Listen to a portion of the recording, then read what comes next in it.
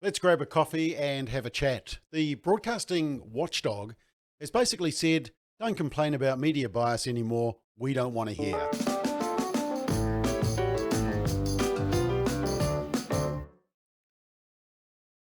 So yesterday we were talking about this latest edict from the Broadcasting Standards Authority, which are the broadcasting watchdog. And in it, the two things we talked about last time was the fact that after 8:30, basically free-to-air TV can play R16. At 9:30, they can play R18. And the BSA isn't going to take complaints about what's in those programs because apparently kids are asleep by 8:30 and even 9:30 over the weekend. And they're not watching TV after that time. Yeah, go figure. And the other thing that they also talked about was the fact that blasphemy, don't complain about blasphemy anymore, but it's only blasphemy against the Christian faith. Yep, it explicitly says that. We don't want to hear complaints about blasphemy on free-to-air TV anymore, but it's only blasphemy against the Christian faith that we don't want to hear complaints. Other faiths, yeah, we'll hear complaints.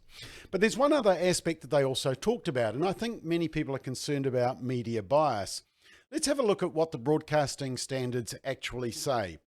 They say when controversial issues of public importance are discussed in news, current affairs, or factual programs, broadcasters should make reasonable efforts or give reasonable opportunities to present significant points of view either in the same program or in other programs within the period of current interest. That's Standard 8. And then Standard 9 says broadcasters must make reasonable efforts to ensure that news, current affairs, and factual programming is accurate in relation to all material points of fact, that's both sides, and that it doesn't mislead.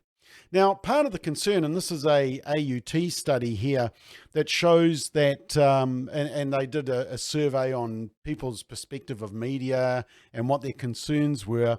And you'll see there that when they asked about were people concerned about stories where facts are spun or twisted to push a particular agenda, 94% said that they were concerned in some way that the media was twisting stories.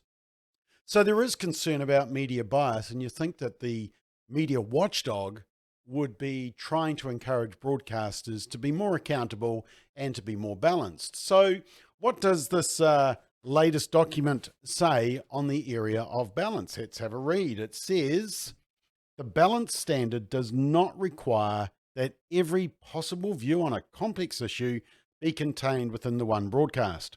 The authority really upholds complaints under the balance standard that a broadcaster is only presenting a particular point of view if the topic has been widely discussed elsewhere from a variety of perspectives. But the problem is, and as we showed in the debate on the cannabis referendum, there is huge bias. We found that there was a constant bias towards the yes side. In fact, sometimes it was overwhelming. To the point where sometimes articles were 5 to 6 times more likely to be yes bias than no bias. You'll see there out the right-hand side, 62% of the news articles on the cannabis referendum didn't quote anybody from the other side. And here's another example of bias. This is an article on the proposed ban on so-called conversion therapy. And in this story on Stuff, there are 8 images in this story. All 8 images are on the yes side, the supporting side of the ban on conversion therapy.